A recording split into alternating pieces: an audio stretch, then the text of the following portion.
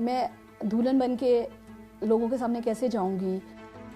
इस माजूरी के साथ, इस डिसेबिलिटी के साथ मुझे उन अपने सारे ख्वाबों को पूरा करना था। उन सब लोगों को वो सब कुछ करके दिखाऊंगी। मेरे एक्सीडेंट के बाद ये बातें करते थे कि ये अब कुछ नहीं कर सकती है।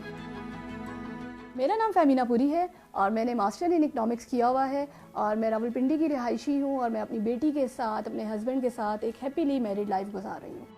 14 साल की उम्र में मेरा जब एक्सीडेंट हुआ, उस टाइम ज़ाहिर बात है कि बहुत ज़्यादा यंग एज होती है और उसमें बहुत सारी लड़कियों के बहुत सारे ख्वाब होते हैं, जिसमें मेरे भी बहुत सारे ख्वाब थे। मुझे आज भी वो दिन याद है, हम लोग एक शादी अटेंड करने चकवाल जा रहे थे।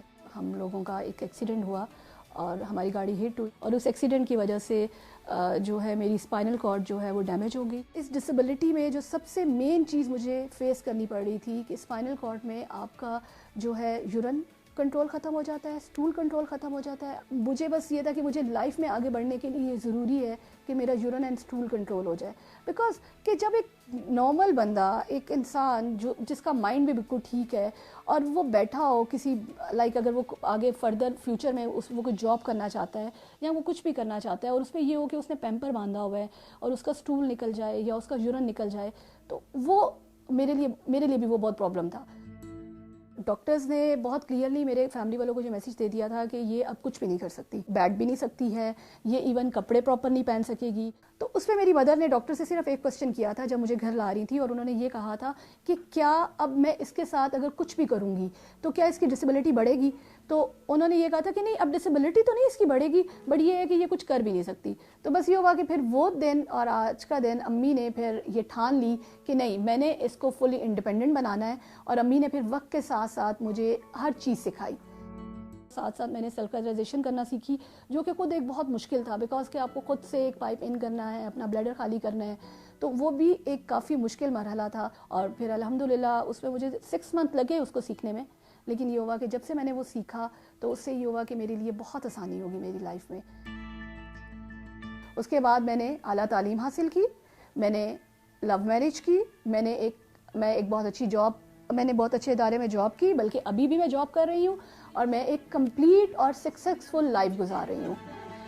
और मुझे लोगों को दिखाना है कि एक पर्सन विद डिसेबिलिटी, खासतौर पे एक वुमेन विद डिसेबिलिटी के साथ भी एक औरत शादी कर सकती है और अपनी लाइफ को बना सकती है।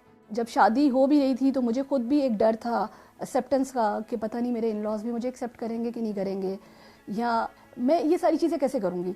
बट उसमें अल्लाह ने मुझे हिम्मत दी, फैमिली वालों की हिम्मत थी और कुछ मुझे आतिफ पे बहुत कॉन्फिडेंस था कि मुझे था कि आतिफ अगर मेरे साथ हैं तो मुझे मुश्किल नहीं होगी। शादी से पहले कंसल्ट किया एक डॉक्टर को भी और उस पर भी मुझे यही पता चला कि उन्होंने मुझे यही कहा कि आप शादी तो कर रहे हो, ठीक है, लेकिन मे बी शायद आप कंसीव नहीं कर सकोगे। शादी के बाद राइट आफ्टर 1 मंथ मैंने कंसीव कर लिया था।